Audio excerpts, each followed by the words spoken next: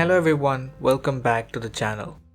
I recently switched to Unreal Engine to be my new development platform. And in an effort to learn more about the program, I decided to work on a project. One that is simple, unique, and also quite visually appealing. Coming up with ideas has always been a hard task for me. It had been around 2 months since I had done any actual brainstorming, and I was also quite busy with other things in my life. But like all the other videos on my channel, good ideas only show themselves when one isn't looking for them.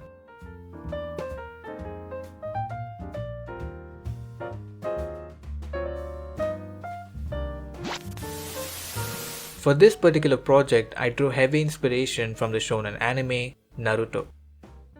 Specifically, a character named Shikamaru. Shikamaru has a unique ability known as the shadow imitation technique. And as the name implies, this has something to do with manipulating shadows.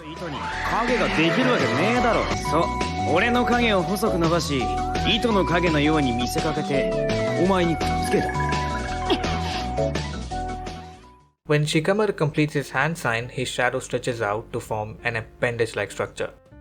I'll be referring to this as the shadow hand throughout the rest of the video. Shikamaru can then command the shadow hand to do whatever he desires. As if this wasn't cool enough, he can also control the movements of the body whose shadows come in contact with that of the shadow hand, essentially making him an overpowered puppet master. This was all quite interesting to watch in the anime, so I decided to give it a go in Unreal Engine.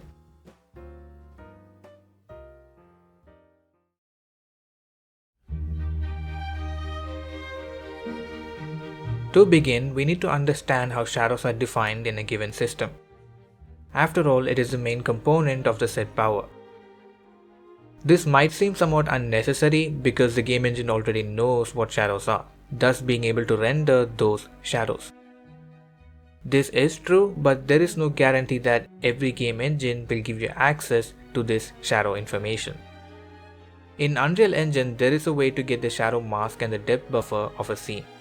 But so far I could only manage to implement these in post-process materials, not in actual blueprint classes.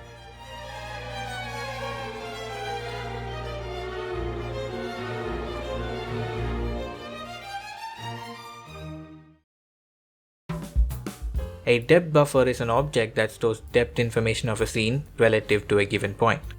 The closer the point, the darker it gets. Creating two depth buffers, one from the point of view of the camera and the other from the light source, essentially creates shadows. A shadow mask, on the other hand, is an object that stores information about areas that are in shadow.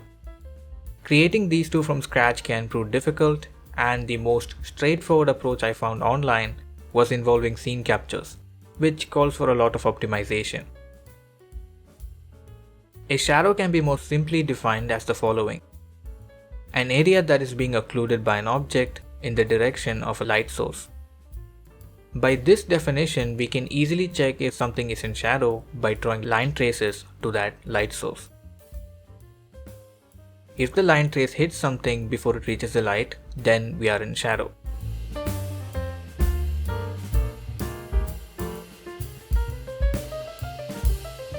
This technique, however, has its own limitations. For this particular project, I'm only using one light source, the sun. But in your project, you may have multiple lights, which will require you to draw line traces to all of them. This can not only be expensive to call every frame, but also quite wasteful if you're not careful enough, because not all lights are guaranteed to affect your player. But for this demo, this approach works quite well.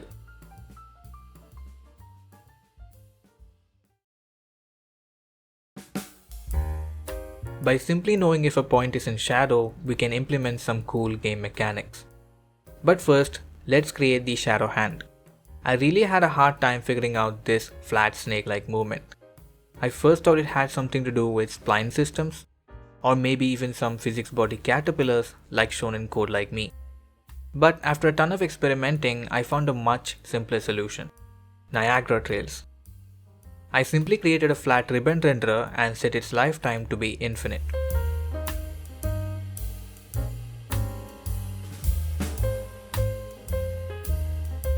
and then reverse the scale curve so the ribbon gets thinner as it moves farther away. This also somewhat captures the behavior shown in the anime. One cool feature that's possible as a direct result of calculating shadows is being able to teleport between them. This time we calculate the line trace from the shadow hand to the light instead of from the player. Remember, we still need to know if a player is in shadow to activate the shadow hand. If the shadow hand is in any shadow, then we give the option to teleport to that location. Teleportation may sound super complicated, but in programming, it's as simple as assigning new location values.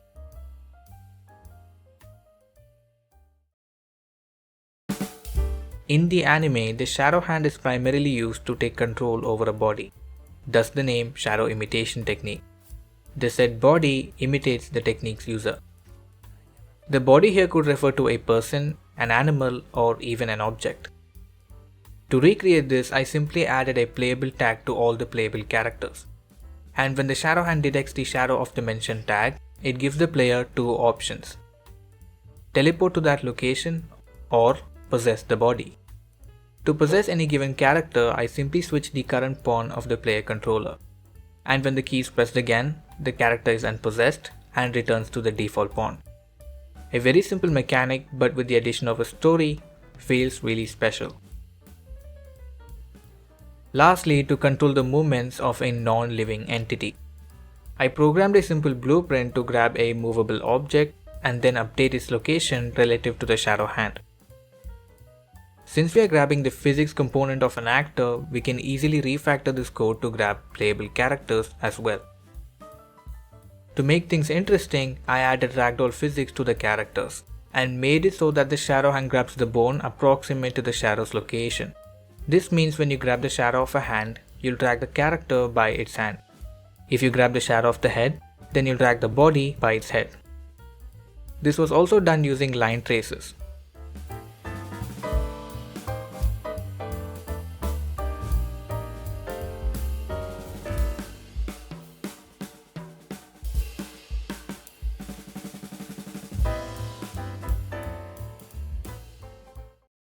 The original idea was now complete, but the project still remained incomplete.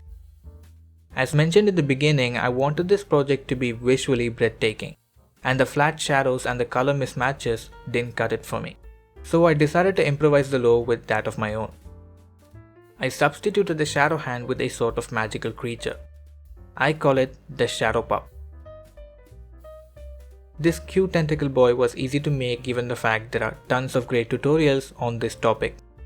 I followed this particular video by Affixology. The player now controls a character called the Shadow Huntress. She's a bounty hunter stranded on a desolate land, but her unique power has got her back. She harnesses the power of both physical and mental darkness, and when it reaches a threshold, it manifests itself in the form of the Shadow Pup. Technically speaking, the Shadow Pup has all the same functions as the Shadow Hand. I simply added several extra tentacle particle systems. The only difference here is that the start point of the line trace is shifted to the center of this sphere, rather than the origin of the mesh.